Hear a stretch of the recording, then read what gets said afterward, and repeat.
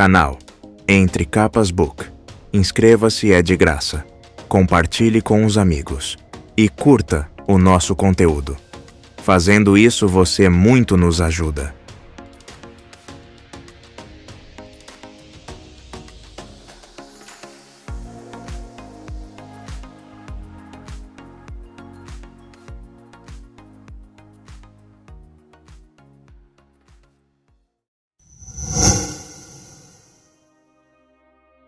Capítulo 22.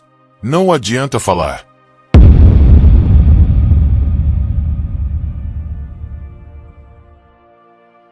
Entrei em contato com os outros, como você solicitou, e recebi diversas respostas.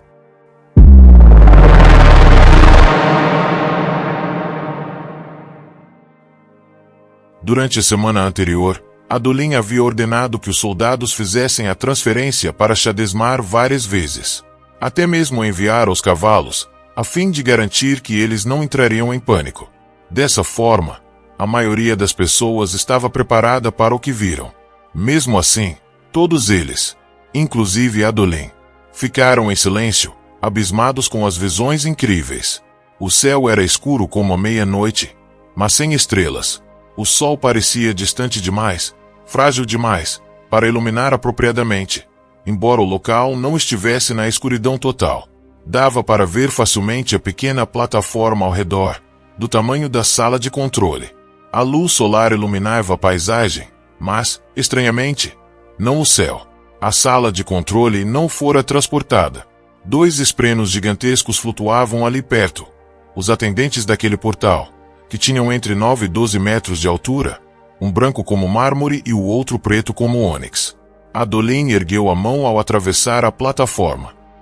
Obrigado, seres antigos. Saudou ele.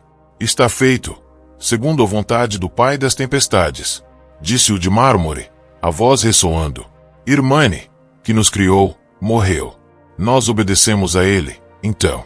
Muito tempo antes, Irmane, que era indecifrável, havia vivido em Uritiru, mas morrera. Ou estava dormindo, ou talvez desse no mesmo. As respostas dos esprenos sobre Irmane eram contraditórias. De qualquer modo, antes de morrer, Irmane havia ordenado que aquelas sentinelas bloqueassem a entrada de pessoas em Shadesmar. Muitos dos guardiões dos portais seguiam a regra. Contudo, alguns haviam escutado o pedido do Pai das Tempestades. Afirmavam que, na ausência de outros vinculadores, Dalinar e o Pai das Tempestades eram dignos de obediência, mesmo em contradição às ordens antigas. Aquilo era um golpe de sorte, pois, muito embora Shallan pudesse entrar em Shadesmar usando seus poderes, não conseguia levar ninguém junto nem retornar por conta própria. Mesmo Jasnar, cujos poderes supostamente permitiam essas coisas, tinha dificuldades de voltar de Shadesmar. A plataforma em que estavam era uma de 10 montada sobre pilares altos, elevando-se em um padrão similar ao dos sacroportais diante de Uritiru. Adolin podia ver os outros sentinelas flutuando acima deles. Cada pilar possuía uma longa rampa em espiral que conduzia a um oceano de contas muito abaixo, mas a torre em si era muito mais majestosa do que qualquer outra paisagem. Adolin se virou, fitando a montanha resplandecente de luzes e cores. A radiância de madrepérola não imitava exatamente a forma da torre, e sim passava uma textura mais cristalina, exceto que não era concreta, mas luz. Radiante, resplandecente e brilhante. A torre era da mesma cor que o céu de Shadesmar quando uma grande tormenta passava por Roshar. Além disso, o local estava lotado de esprenos de emoção daquele lado. Eles voavam em grandes enxames, assumindo uma variedade de formas. A maioria estava muito distante, então Adolin avistava apenas pontinhos de cor, embora soubesse que todos tinham formas estranhas ali. Mais orgânicos, mais bestiais. Eles voavam, se arrastavam e escalavam pela superfície e através da luz bruxuleante da torre, fazendo com que esta parecesse uma colmeia. Foi somente quando chegou ali que Adolin percebeu quantos esprenos os humanos de Uritiru atraíam. Alguns deles podiam ser perigosos daquele lado, mas haviam dito que a natureza da torre oferecia proteção contra isso. Os esprenos ali haviam se fartado de emoções, e eram mais calmos. Todo mundo levou alguns minutos para assimilar a vista impressionante. A montanha de cores iridescentes, as sentinelas, os esprenos e a longa queda até o oceano abaixo. Adolin finalmente desviou o olhar para fazer uma rápida recontagem dos soldados, já que aos radiantes haviam se juntado seus esprenos pessoais. Padrão estava com Shallan. Ele era uma figura alta em uma túnica rígida demais, com um símbolo cambiante como cabeça. Adolin sentia que podia distinguir Padrão dos outros crípticos. Havia uma animação nos passos de Padrão. Ele quicava, enquanto os outros três deslizavam. Seus símbolos também eram ligeiramente diferentes. Adolin inclinou a cabeça, tentando entender por que pensava aquilo, já que os símbolos estavam sempre mudando, sem nunca se repetirem, até onde ele via. Mas a velocidade da mudança e a sensação que cada um passava eram distintas. A radiante mais próxima de Adolin saltou e deu um abraço no espreno dela. "Ah!" disse a guardiã das pedras de cabelo dourado. "Você é uma montanha desse lado?" "Uá! Pã!" A pele do espreno parecia feita de pedra rachada e brilhava por dentro, como se derretida. Fora isso, ele tinha uma aparência de traços quase humanos. "Uá!" Pan usava roupas forradas com peles daquele lado, como seria de esperar de alguém que vivesse no alto das montanhas. Adolin não sabia ao certo como aquilo funcionava. Esprenos sentiam frio. Godek era um dançarino de precipícios, então tinha uma esprena de cultura, um tipo que Adolin já vira muitas vezes. Com uma forma semelhante a uma mulher baixa, era composta de vinhas que se emaranhavam até formarem um rosto com 2 cristais como olhos. Mãos de cristal, inacreditavelmente finas e delicadas, emergiam das mangas da túnica, e ela tinha um ar distante ao olhar ao redor. A última esprena era a mais estranha para Adolin. Parecia inteiramente composta de névoa, exceto pelo rosto, que flutuava na frente da cabeça na forma de uma máscara de porcelana. Esta tinha um tipo de reflexo resplandecente e estava sempre captando a luz. Na verdade, ele poderia jurar que, de certas perspectivas, ela era feita de cristal translúcido. A esprena parecia ser uma fêmea, ou pelo menos tinha uma figura e voz femininas. Aquela era a esprena de Ashikon, a sentinela da verdade, e usava um colete e calças, e as 2 peças de algum modo flutuavam e encapsulavam o corpo de neblina branca. As mãos terminavam em luvas. Havia névoa dentro delas, movendo os dedos. "Você gosta de olhar para mim, humano?" perguntou ela, com uma voz delicada que tilintava como vidro se rachando. Os lábios da máscara não se moviam quando ela falava. "Nós, esprenos de névoa, podemos escolher nossa forma, sabia? Geralmente, escolhemos a forma de uma pessoa, mas não precisamos fazer isso. Você parece tão fascinado. Acha que sou bonita? Ou pensa em mim como um monstro?" Eu. Começou Adolin. "Não responda", disse o espreno rochoso de Zul, o Apan, com uma voz rouca. "Você. Não provoque. Não estou provocando. Só questionando. Gosto de saber como as mentes pensam", respondeu ela. Uma meta bastante digna. Observou Adolin, olhando ao redor novamente. Todos os esprenos dos radiantes estavam presentes, mas onde estava ela? Shallan chamou a atenção dele e indicou a rampa mais abaixo. Então Adolin se apressou, parando no topo, onde encontrou uma última esprena à espera. Era mais uma dos esprenos de cultura, com vinhas semelhantes a cordas compondo seu rosto, mas estas eram de um marrom mortiço e mais apertadas, o que dava aos seus traços um aspecto encovado. Maia ainda usava os mesmos trapos marrons desbotados. Contudo, ele via traços do que fora outrora. Não uma túnica, como a que a esprena de Godek usava. Aquilo havia sido um uniforme. Seu traço mais perturbador eram os olhos arranhados. Parecia que alguém havia usado uma faca no rosto dela, só que os cortes não a fizeram sangrar nem desenvolver cicatrizes. Ela havia sido apagada, despedaçada, removida da existência. Quando olhava para Adolin, parecia uma pintura vandalizada. Ela estava sentada encolhida na rampa. Não falou. Nunca falava, exceto na vez em que lhe dissera seu nome, um ano antes. Ela era a espada fractal dele. E Adolin esperava, sua amiga também. Mayalaron, disse ele, estendendo a mão para ela. Ela fitou sua mão, então inclinou a cabeça para o lado. como se encarasse um objeto estranho para o qual não conseguia determinar uso algum. Adolin desceu a rampa e tomou levemente a mão dela na sua. As cordas emaranhadas que formavam sua pele tinham uma textura firme e lisa, como uma boa bainha de couro suíno. Venha. Deixe-me apresentá-la aos outros. Adolin puxou a mão dela, que se levantou e o acompanhou até o topo da plataforma em silêncio. Aquela é Shala, Disse Adolin, apontando. minha esposa. Você se lembra dela e de Padrão, certo? Esse é Godek. Ele já foi um fervoroso. Archicon é nossa sentinela da verdade. Tomava conta de órfãos, antigamente. E Zu, ela é. Adolin hesitou. Zu, o que você fazia antes? Criava confusão, na maior parte do tempo. Respondeu a Irialiana. Ela tirou o casaco grosso, soltando um suspiro profundo. Por baixo, na parte superior do torso, vestia um chale estreito parecido com o sarashi de um guerreiro. Ela tinha uma pele bronzeada que passava uma impressão metálica a Adolin, e seu cabelo não era loiro como o dele. Era dourado demais. Embora sua mãe tivesse vindo de Hira, perto de Iri, os dois povos eram diferentes. Venha, pai. Vamos ver o que tem no final desta rampa, disse ela. Tome cuidado, disse o espreno rochoso enquanto Zu colocou o casaco sobre o ombro e andou tranquilamente até a ponta. Bem, Continuou Adolin para Maia. está é Zu. Aqueles outros 6 são os teceluzes de Shallan e seus esprenos. Venha, quero apresentar os meus soldados.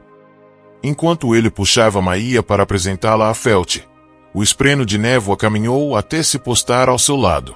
Não adianta falar com o olho morto, disse a criatura, os lábios imóveis. Você não compreende isso. O que o faz desejar falar com alguém que não pode entendê-lo? Ela entende. Retrucou Adolin. Você acha que ela entende? Isso é curioso. Adolin ignorou o espreno estranho e apresentou Maia à equipe. Avisara a eles para esperarem por aquilo.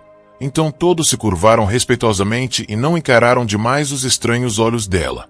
Leder até mesmo elogiou a aparência de Maia enquanto espada, dizendo que sempre admirara sua beleza.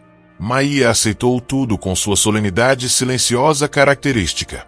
Nem mesmo inclinou a cabeça. Simplesmente ficou ao lado de Adolin, olhando para quem quer que estivesse falando. Ela compreendia. Adolin havia sentido as emoções de Maia através da espada. Na verdade, ele sempre pensava poder sentir o encorajamento dela. Shallan se aproximou e o tomou pelo braço. Nós temos que seguir em frente. Ver se o barco já chegou. Certo, certo. Aqui. Cuide de Maia por um momento. Preciso ver como o galante está. Ele andou depressa. Quando chegou perto do cavalo, soube que as notícias não eram boas. Em Shadesmar, humanos no reino físico eram representados como luzes semelhantes a chamas de vela flutuantes. Havia um grupo delas reunido perto do cavalo, interagindo com algumas cores azuis brilhantes e bruxuleantes. Para ter certeza, Adolin verificou os baús de armadura de Galante. A armadura fractal não havia feito a viagem. Adolin tivera a esperança de que, bem, aquilo significava que sua armadura não era diferente de nenhuma outra. Não podia ser transportada para Shadesmar. As luzes do outro lado eram seus armeiros coletando a armadura, que devia ter caído na plataforma, no reino físico. Ah, bem. Disse ele, soltando os baús de armadura vazios. Vamos livrá-lo disso. Galante bufou de um jeito que Adolin escolheu interpretar como empatia. Ele redistribuiu o peso. Então verificou as armas nas bainhas de Galante, inclusive a enorme espada que tinha quase o peso de uma espada fractal. Começaram a caminhar rumo à rampa, mas Adolin fez uma pausa, inclinando a cabeça. Quando Galante se movia, deixava um tênue rastro de luz. Era quase imperceptível. Quando o cavalo sacudiu a cabeça, houve uma distinta impressão de uma pós-imagem na forma de sua cabeça, mas brilhando. Não esperava que você fosse diferente aqui. Disse Adolin ao cavalo. Galante bufou novamente. Sua versão de dar de ombros. Então mordiscou o bolso do casaco de Adolin, que deu uma risadinha e pegou outra fruta que havia escondido ali, envolta em um lenço. Claro, não queria manchar o casaco. Ele a entregou ao cavalo e deu um tapinha no seu pescoço. Bem, pelo menos você não vai precisar carregar aquela armadura toda por aí. Adolin se sentia exposto. Sem espada, sem armadura, e os radiantes estariam limitados, pois muito embora possuíssem várias gemas infundidas, não podiam renová-las. Ele instruiu o grupo a descer cuidadosamente pela rampa. Com o gradil, não era muito perigoso, mas a caminhada era longa. Uritiro ficava em um ponto alto das montanhas, e eles precisavam caminhar até o nível do mar. Estranhamente, Shallan contara que haviam sido feitas medições e o caminho não era nem de longe tão longo quanto seria no reino físico. Em Shadesmar, o espaço não era uma correlação de 1:1. As coisas pareciam mais comprimidas ali, especificamente na dimensão vertical. Ezaziki achava que o lugar era incrível por motivos que Adolin não fora capaz de compreender, apesar de o cartógrafo ter tentado lhe explicar 3 vezes. De qualquer modo, a caminhada levaria horas. Eles começaram e Shallan se juntou a ele, observando Maia caminhar com Galante à frente. Adolin pôs o braço ao redor da esposa. Você acha que ela ficou feliz em me ver? Espero que ela goste de ficar com a gente. Tem que ser melhor do que simplesmente caminhar por aí, deste lado, assombrando os lugares para onde eu vou. Tenho certeza de que ela está feliz, disse Shallan. Você não. Acha que estou louco, acha, em tratá-la do jeito que trato. Acho encantador, respondeu Shallan. Mesmo que faça piada disso. É assim que você sabe. Ela sorriu e o deteve, então ficou na ponta dos pés para beijá-lo. Eu também gostei do traje. Você escolheu bem. Obrigado, eu. Adolin perdeu o fio da meada quando alguém mais pôs o braço ao redor dele e então ao redor de Shallan. Virou a cabeça e viu o padrão atrás deles, abraçando os dois. Sua roupa era rígida, como se feita de vidro, e o colarinho pressionava de modo desconfortável a orelha de Adolin. Eu gosto de ter braços. Se Maia não fala e se você quer ouvir alguém falando, sou muito bom em falar. Sei dizer palavras sobre muitas coisas. Obrigado. Respondeu Adolin. De nada. Não deveríamos caminhar? Com nossos pés. Aqueles que agora tenho de novo. Eu gosto dos meus pés. Eles são condizentemente perambulatórios. Ele levantou a perna e mostrou os pés descalços sob a túnica. Curioso. Adolin sempre imaginara que eles não tinham pés. Padrão se afastou, zumbindo alegremente consigo mesmo.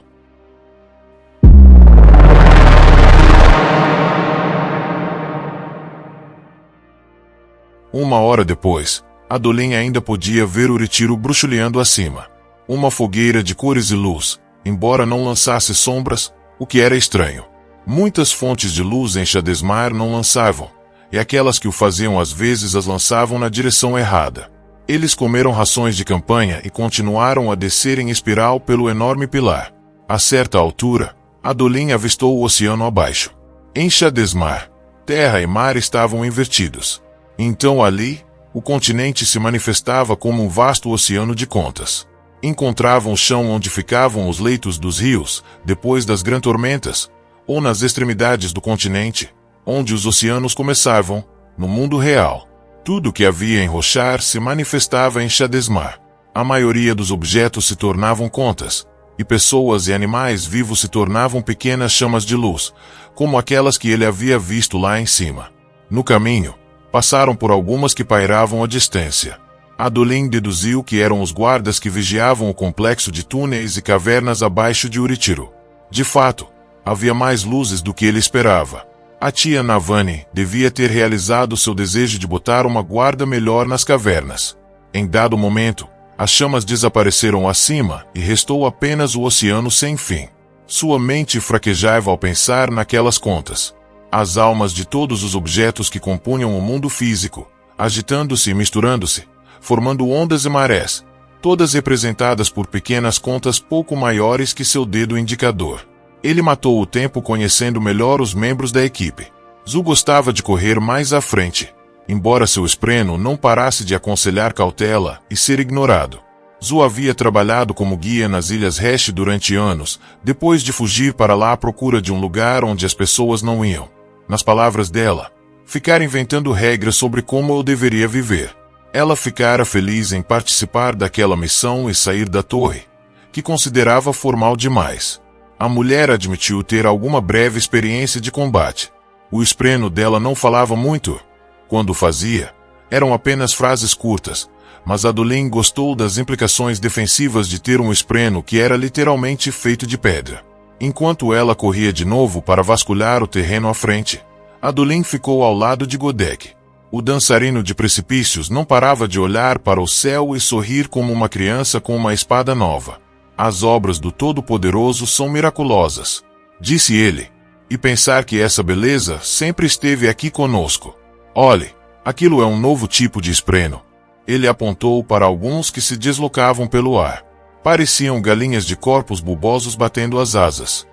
Acho que são esprenos de glória, respondeu Adolin. Esprenos de emoção são os animais deste mundo. São puxados para o nosso lado quando sentem algum tipo de emoção forte, e nós os vemos de maneiras distorcidas. Fantástico! Obrigado por me trazer nesta viagem, Luminobre. Archinal já havia me contado detalhadamente sobre este lugar, mas nunca pensei que o visitaria. Vou queimar orações de agradecimento esta noite. Se tivermos uma fogueira, claro. Ainda não sei como tudo isso funciona. Você continua a seguir o Todo-Poderoso, então? Vorinismo e tudo mais? Mesmo depois que descobrimos que os arautos nos traíram. Os arautos não são Deus, mas seus servos. Os raios sabem que falhei com ele mais de uma vez. Godek adotou uma expressão distante. Não acho que possamos culpá-los por terem se cansado em algum momento. Na verdade, penso que é notável que eles tenham trabalhado por tanto tempo para nos manter seguros. E o fato de que eles confirmaram a morte do Todo-Poderoso. A morte de Onja. Um aspecto do Todo-Poderoso. O homem sorriu. Está tudo bem, Luminobre. Entendo que alguém questione tudo isso nestes tempos. Mas lembre-se, a Igreja ensina que somos todos aspectos do Todo-Poderoso, que ele vive em nós, assim como vivia no ser chamado Honra, que foi designado a tarefa de proteger os humanos. O Todo-Poderoso não pode morrer. Pessoas, sim. Arautos, sim. Até mesmo Onja. Mas Honra, as pessoas e os arautos voltarão a viver. Transformados, transmutados através do poder dele. Godek olhou de volta para seu cavalo de carga, montado pelo espreno dele. Havia vários livros enfiados nos alforjes e despontando pelas aberturas. Ainda estou aprendendo. Todos nós estamos. O livro das páginas infinitas não pode terminar, embora seu pai tenha feito um belíssimo acréscimo ao texto. Então você não vê problema que um homem escreva? Perguntou Adolin, franzindo a testa. Seu pai não é simplesmente um homem, Adolin. Respondeu Godek. Ele. Seu pai é um homem santo, como eu era, antes de assumir este novo papel. Godek balançou a cabeça. Toda minha vida, eu vivi com uma deformidade. E então, em um piscar de olhos, fui transformado e curado. Eu me tornei como sempre me vi. Seu pai passou por uma transformação mais notável. Ele é tão divino quanto qualquer fervoroso. E devo admitir que parte do que ele diz faz sentido. Como pode ser proibido que uma pessoa veja as palavras sagradas do Todo-Poderoso, só porque essa pessoa é um homem? Isso faz com que eu me pergunte se não interpretamos tudo errado durante todo esse tempo. Se não fomos egoístas, tentando guardar tudo para nós. Godek o fitou. Eu não aceito as conclusões a que seu pai chegou. Mas estou feliz que as pessoas estejam falando sobre a igreja em vez de meramente seguirem com suas vidas, achando que os fervorosos tomarão conta de tudo. Muitos só pensam em religião na época das suas elevações. Ele sorriu ao ver outro grupo de esprenos de glória passando. Mal posso esperar para escrever sobre isso para os outros do meu devotário, quando eles ouvirem sobre as maravilhas que o Todo-Poderoso criou aqui. Adolin não sabia ao certo se o que Godek havia explicado fazia sentido, mas era agradável ouvir alguém ser tão positivo. Deixou Godek com sua empolgação e foi conversar com Ashikon, usando o espreno dela como intérprete. Ela se sentia como ele havia se sentido em sua primeira vez em Shadesmar. Perplexa. Eu pensava que minha vida fazia sentido, disse a mulher por meio do espreno. Achava que sabia como ela ia terminar. Não queria deixar Tashiki. Minha vida lá era difícil, mas era clara. Então por que você partiu? Ela o estudou com um olhar penetrante e fixo. Como poderia ficar? Ainda não sei por que eu fui escolhida. Uma mulher no fim da vida. Mas se uma criança respondeu ao chamado, então não tenho desculpas.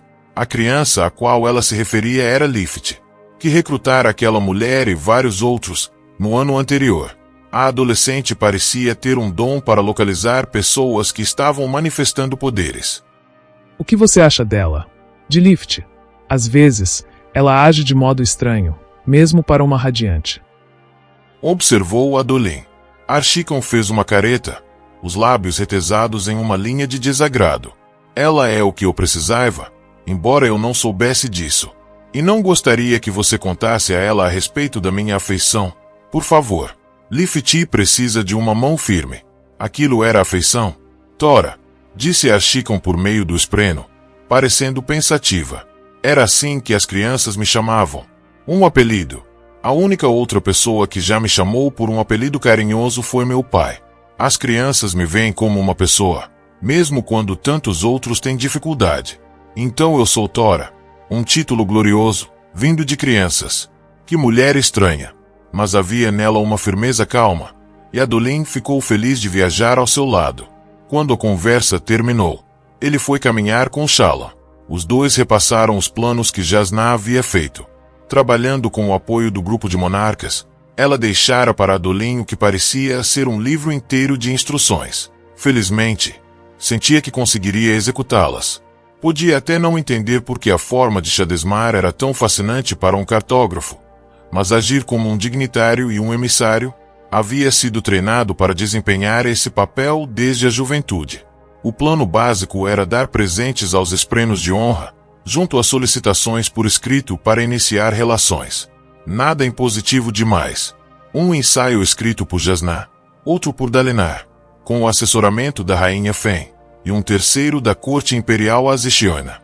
Adolin deveria solicitar entrada na fortaleza dos esprenos de honra, permanecer alguns dias para que eles se acostumassem com a ideia de falar com humanos, depois partir com uma promessa de que conversariam mais no futuro. Alguns dos esprenos dos corredores dos ventos achavam que aquilo seria suficiente. Macio. Em uma rara aparição, quando Kaladin não estava por perto, o procurara no dia anterior. Acho que isso não vai funcionar, Adolin. Dissera ela. Acho que eles não vão nem deixar vocês entrarem. Eles não são como os esprenos de honra de antes. Estão com medo e furiosos. Estou feliz que você queira tentar, mas esteja preparado para a decepção. E não deixe que eles tentem culpá-lo pelo que os radiantes fizeram antes. O Apa foi o primeiro a avistar o barco. Acenou para Adolin. Então apontou sobre a balaustrada rumo às contas ondulantes que já estavam a cerca de 30 metros abaixo. Ali, atracado ao pequeno terreno na base do pilar, havia uma nau plana. Uma barca. A parte frontal possuía um pequeno convés elevado, de onde guiavam os mandras voadores. Não havia sinal de cabines ou de porão. O barco era muito menos luxuoso do que as embarcações que haviam pegado na última vez.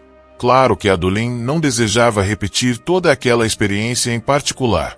Aceitaria feliz uma barca se isso significasse uma viagem pacífica. Meu primo, disse o Apa, apontando para uma figura que acenava com uma luz da barca. Goste dele. Vou tentar. Você vai? Mais esprenos rochosos. Perguntou Adolin, semicerrando os olhos. É. Nós vimos alguns, na nossa última viagem. Eles nos abandonaram em Celebrante. Contou Adolin. Esprenos rochosos Khaziden, do leste? Eles são tolos. Esqueça eles. Vocês têm nacionalidades. Óbvio. Homem tolo. Você vai aprender. A criatura bateu com a palma nas costas de Adolin com firmeza. Embora sua mão de pedra fosse cálida ao toque, não era quente como Adolin esperava, por causa da luz brilhante visível entre as rachaduras. Eles deram as últimas voltas na coluna e finalmente chegaram ao nível do mar. Havia um pequeno edifício de pedra construído contra o pilar sob a rampa ali, embora batedores enviados a Shadesmar houvessem relatado que estava vazio. Adolin mandou 2 homens para vasculhá-lo mesmo assim. Depois foram encontrar o primo de Uapa. Ele era careca, como outros esprenos rochosos que Adolin havia conhecido, embora tendessem a ter mais rachaduras na cabeça do que em outras partes do corpo. Aquele usava um chapéu parecido com o estilo que Vel gostava. Ele o repôs depois de fazer uma mesura. Bem-vindo, príncipe humano. Você apresentará pagamento, disse ele com uma voz afável. Adolin estendeu uma pequena bolsa de esferas brilhantes.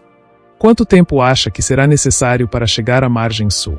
2 semanas, talvez, disse ele, acenando para que os homens de Adolin conduzissem os cavalos à longa barca, que tinha cerca de 12 metros de largura e 30 de comprimento.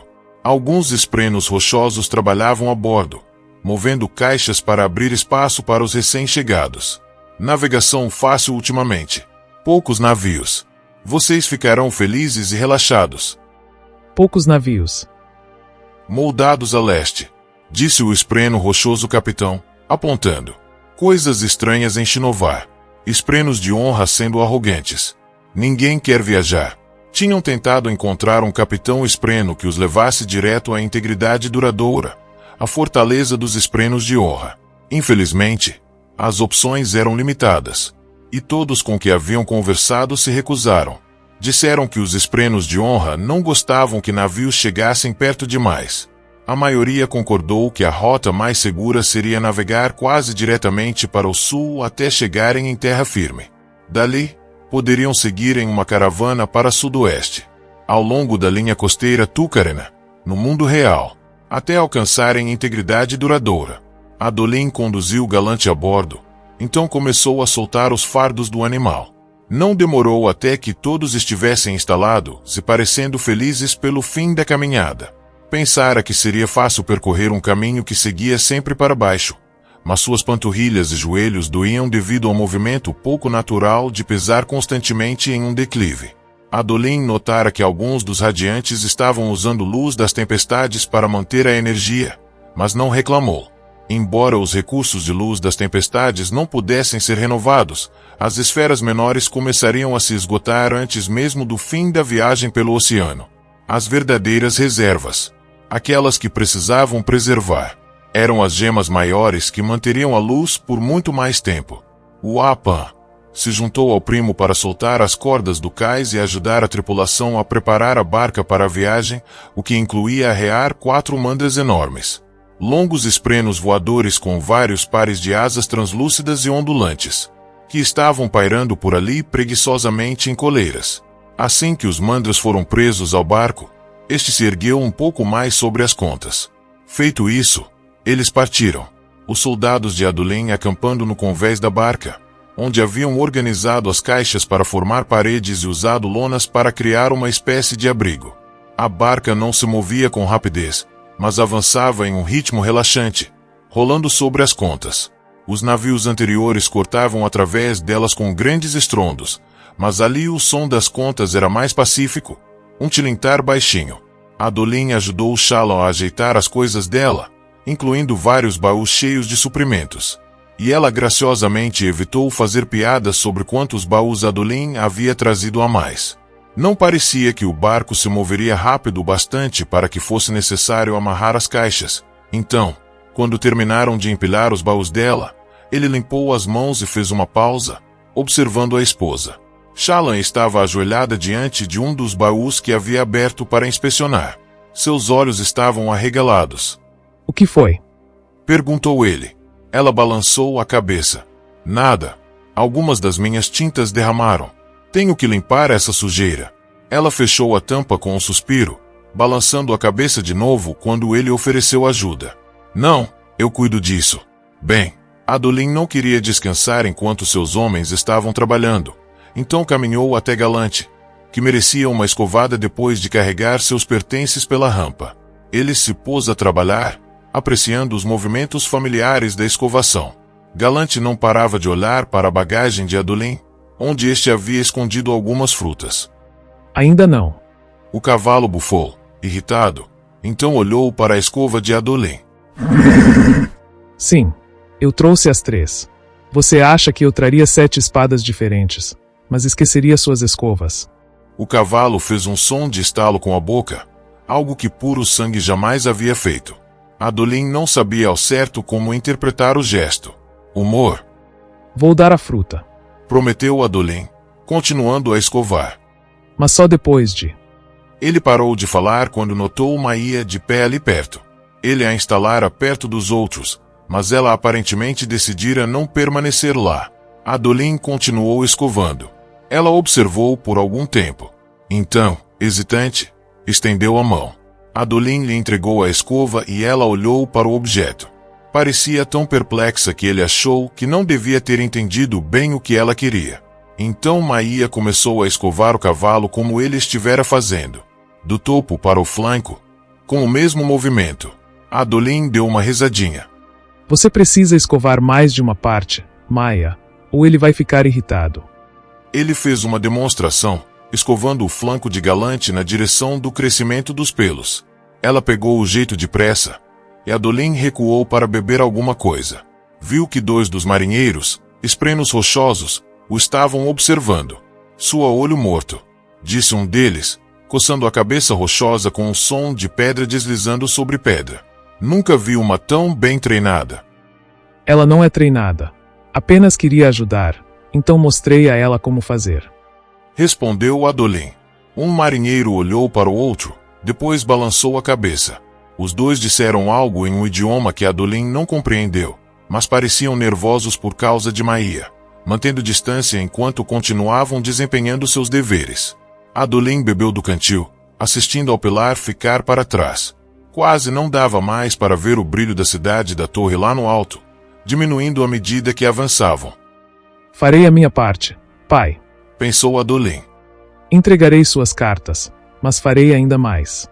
Darei um jeito de persuadi-los a nos ajudar. E farei isso à minha maneira. A questão era descobrir como.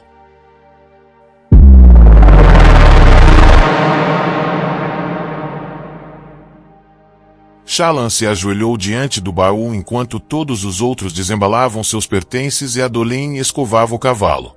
Tentou não entrar em pânico. Fracassou. Então aceitou parecer que não estava em pânico. Enquanto preparava sua bagagem, havia capturado uma lembrança do cubo de comunicação de Mirais e guardado no seu baú.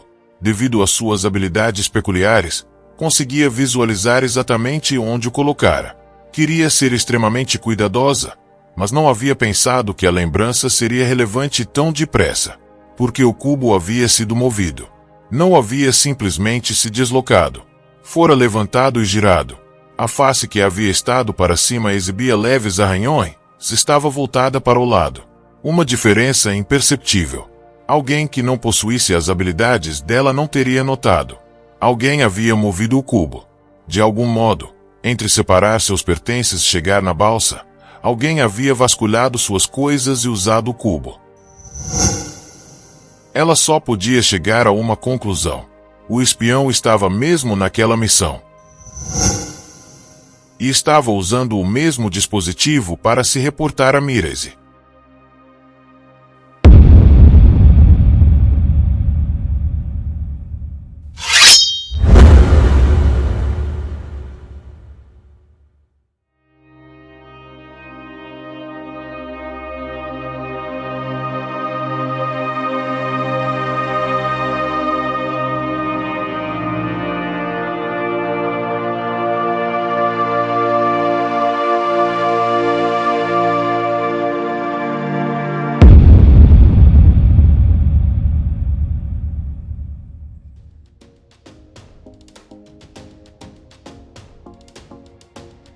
Canal Entre Capas Book.